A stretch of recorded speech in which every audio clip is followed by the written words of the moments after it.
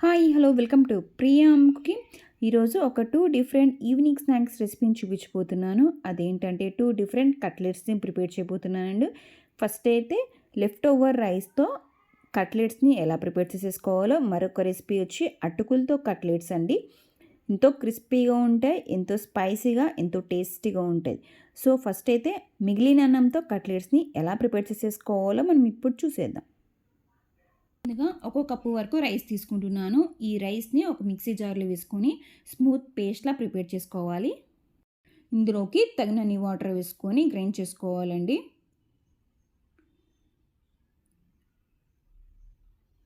చూసారు కదండి, ఇలా పేస్ట్లా ప్రిపేర్ చేసుకోవాలి. ఇలా పేస్ట్లా ప్రిపేర్ చేసుకొని వీటిని ఒక బౌల్లో తీసుకుందాం. ఇలా ఒక బౌల్లో తీసుకున్న తర్వాత మనం బైండింగ్ కోసం 2 టేబుల్ స్పూన్ సుజీ రవ్వ వేస్తున్నానండి, బొంబాయి రవ్వ అంటారు కదా. అలాగే 2 టేబుల్ స్పూన్ రైస్ ఫ్లోర్ బియ్యం పిండి, చిన్నగా కట్ చేసి పెట్టుకున్న ఆనియన్స్, 3 లేదా 4 గ్రీన్ చిల్లీస్ వేస్తున్నాను. అలాగే చిన్నగా కట్ చేసి పెట్టుకున్న కొత్తిమీర,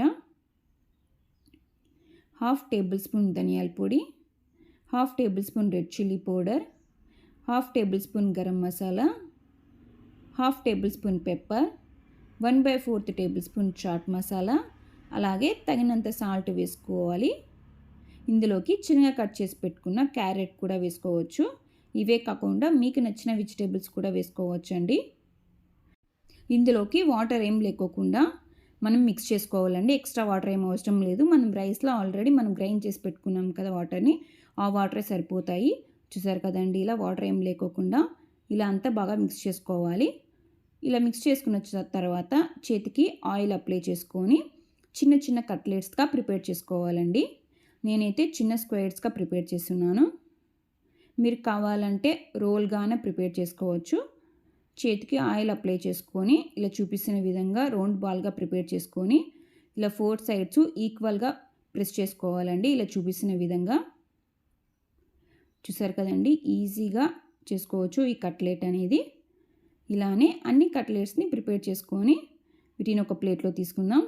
అలానే ఇంకొక కట్లెట్ చూపిస్తున్నాను. ఫస్ట్ ఒక రౌండ్ బాల్గా ప్రిపేర్ చేసుకొని ఇలా చిన్న స్క్వేర్గా ప్రెస్ చేసుకోవాలండి. ఇలా చూపిస్తున్న విధంగా మనకి ఇలా స్క్వేర్స్గానే కాకుండా చిన్న రౌండ్ బాల్స్గానే ప్రిపేర్ చేసుకోవచ్చు, లేదంటే రోల్గానే ప్రిపేర్ చేసుకోవచ్చు అండి. మనకు నచ్చిన షేప్లో ఈ కట్లెట్స్ అనేది మనం ప్రిపేర్ చేసుకోవచ్చు. నేనైతే ఇలా చిన్న స్క్వేర్స్గా ప్రిపేర్ చేస్తున్నాను. ఇలానే అన్ని స్క్వేర్స్గా కట్లెట్స్ని ప్రిపేర్ చేసుకొని వీటిని ఒక ప్లేట్లో తీసుకొని మనం వీటిని ఇప్పుడు డీప్ ఫ్రై చేసుకుందామండి. ముందుగా డీప్ ఫ్రైకి సరిపడా ఆయిల్ వేసాను. ఆయిల్ కొంచెం హీట్ ఎక్కిన తర్వాత ఇందులోకి మనం ప్రిపేర్ చేసి పెట్టుకున్న కట్లెట్స్ని వేసుకోవాలండి. ఆయిల్కి సరిపడా ఈ కట్లెట్స్ని వేసుకోవాలి. ఈ కట్లెట్స్ని వేసిన వెంటనే టర్న్ చేయకుండా వేసాక ఒక 5 మినిట్స్ తర్వాత 2 సైడ్స్ లైట్ గోల్డెన్ కలర్ వచ్చేంత వరకు డీప్ ఫ్రై చేసుకోవాలండి. వీటిని మనము మీడియం ఫ్లేమ్లోనే డీప్ ఫ్రై చేసుకోవాలి. లైట్ గోల్డెన్ కలర్ వచ్చేంత వరకు డీప్ ఫ్రై చేసుకోవాలండి. మామూలుగా రైస్తో పోపు పెట్టుకుని తింటూ ఉంటాం, అలా కాకుండా ఇలా ఈవినింగ్ స్నాక్స్గా రైస్తో ఈ రెసిపీని ట్రై చేయండి, చాలా బాగుంటుంది. మీకు నచ్చిన వెజిటేబుల్స్తో ఈ కట్లెట్ అనేది మనం ప్రిపేర్ చేసుకోవచ్చు. చూసారు కదండి, ఇలా లైట్ గోల్డెన్ కలర్ వచ్చిన తర్వాత వీటిని మనం ఒక ప్లేట్లో తీసుకుందాం. ఇలా డిఫరెంట్గా ఈవినింగ్ స్నాక్స్ ట్రై చేయండి, పిల్లలు కూడా చాలా ఇష్టంగా తింటారు. ఈజీగా కూడా మనం వీటిని ప్రిపేర్ చేసుకోవచ్చు. ఇలానే మనం ప్రిపేర్ చేసి పెట్టుకున్న కట్లెట్స్ని అన్నీ వేసుకోవాలండి. వేసే వెంటనే టర్న్ చేయకుండా వేసాక ఒక 5 మినిట్స్ తర్వాత మనం వీటిని టర్న్ చేస్తూ లైట్ గోల్డెన్ కలర్ వచ్చేంత వరకు డీప్ ఫ్రై చేసుకోవాలి. ఇలానే అన్ని కట్లెట్స్ని ప్రిపేర్ చేసుకొని వీటిని ఒక ప్లేట్లో తీసుకున్నానండి. చూసారు కదండి, మిగిలిన అన్నంతో కట్లెట్స్ని ఎలా ప్రిపేర్ చేసేసుకోవాలో కొంచెం డిఫరెంట్గా, ఎంతో టేస్టీగా, వేడివేడిగా ఇలా ఈవినింగ్ స్నాక్స్ రెసిపీగా మిగిలిన అన్నంతో కట్లెట్స్ని ఒకసారి ట్రై చేయండి. వీటితో టమోటా కెచప్తో సర్వ్ చేసుకోండి, చాలా బాగుంటుంది, ఎంతో టేస్టీగా ఉంటుంది. ఇప్పుడు మరొక రెసిపీ ఏంటో మనం ఇప్పుడు చూసేద్దాం. మరొక రెసిపీ వచ్చి అటుకులతో కట్లెట్స్ అండి. ఇందులోకి గోధుమ పిండి కానీ, మైదా కానీ, పొటాటో కానీ లేకోకుండా కేవలం అటుకులతో ఈ కట్లెట్స్ని ప్రిపేర్ చేసేసుకోవాలి. ఎలా ప్రిపేర్ చేసేసుకోవాలో మనం ఇప్పుడు చూసేద్దాం. ఒక కప్పు వరకు అటుకుల్ని తీసుకుంటున్నాను. ఈ అటుకుల్ని బాగా వాష్ చేసుకోవాలండి. ఒక 2 to 3 టైమ్స్ పాటు వాటర్ వేసుకొని ఈ అటుకుల్ని బాగా వాష్ చేసుకోవాలి. ఈ అటుకుల్ని బాగా వాష్ చేసుకున్న తర్వాత ఒక 5 మినిట్స్ పాటు వీటిని పక్కన పెట్టుకోవాలి. ఇలా 5 మినిట్స్ కొంచెం పక్కన పెట్టుకోవడం వల్ల ఈ అటుకులు అనేది కొంచెం సాఫ్ట్‌గా అయిపోతాయండి. 5 మినిట్స్ తర్వాత చూసారు కదండీ! అటుకులు అనేది కొంచెం సాఫ్ట్‌గా అయ్యాయి.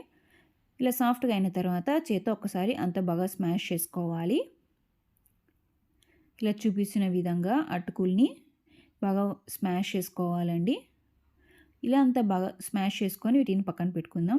ఒక ప్యాన్ తీసుకొని ఇందులోకి హాఫ్ కప్ వరకు శనగపిండిని తీసుకుంటున్నాను.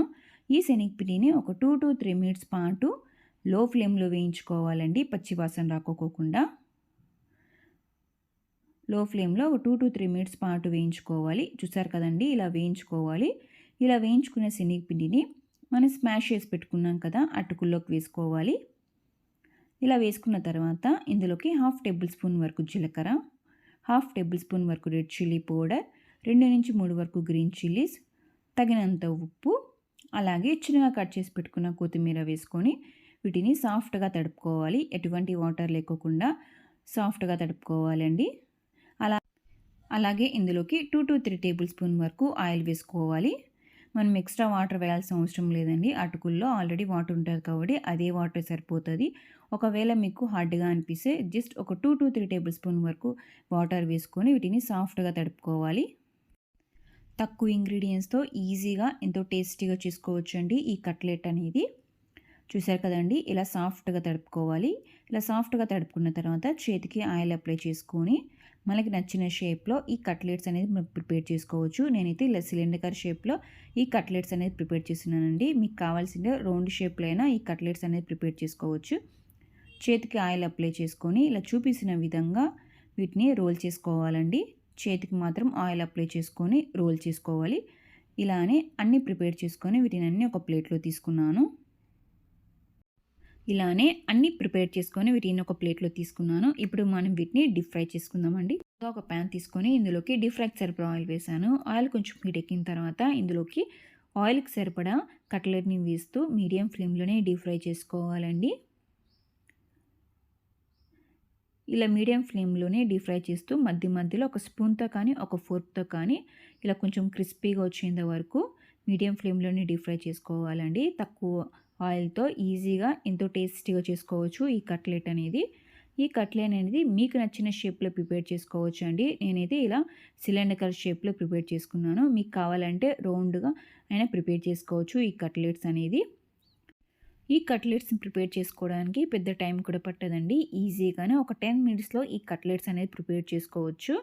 అప్పటికప్పుడు ఇలా ఈజీగా ఎంతో టేస్టీగా చేసుకోవచ్చు అండి ఈ అటుకులతో కట్లెట్స్ అనేది. చూసారు కదండీ! ఇలా కొంచెం క్రిస్పీగా వచ్చేంత వరకు మీడియం ఫ్లేమ్‌లోనే డీప్ ఫ్రై చేసుకోవాలి. ఇలా కొంచెం క్రిస్పీగా వచ్చిన తర్వాత వీటినన్నీ ఒక ప్లేట్‌లో తీసుకుందాం.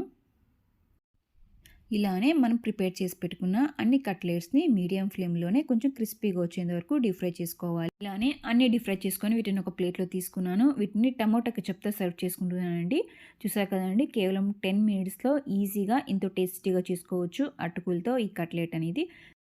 చూసారు కదండీ! 2 డిఫరెంట్ కట్లెట్స్‌ని ఎలా ప్రిపేర్ చేసుకోవాలో ఇంకెందుకు ఆలస్యం, మీరు కూడా ఈ రెసిపీస్‌ని ఒకసారి ట్రై చేయండి. ఎలా ఉంది కామెంట్ బాక్స్‌లో తెలియచేయండి. ఈ రెసిపీస్ మీకు నచ్చినట్లయితే మీ ఫ్రెండ్స్‌కి, రిలేటివ్స్‌కి లైక్ చేయండి, షేర్ చేయండి, కామెంట్ చేయండి. ఇలాంటి ఎన్నో రెసిపీస్‌తో మరి మీ ముందుంటాను. Thank you for watching.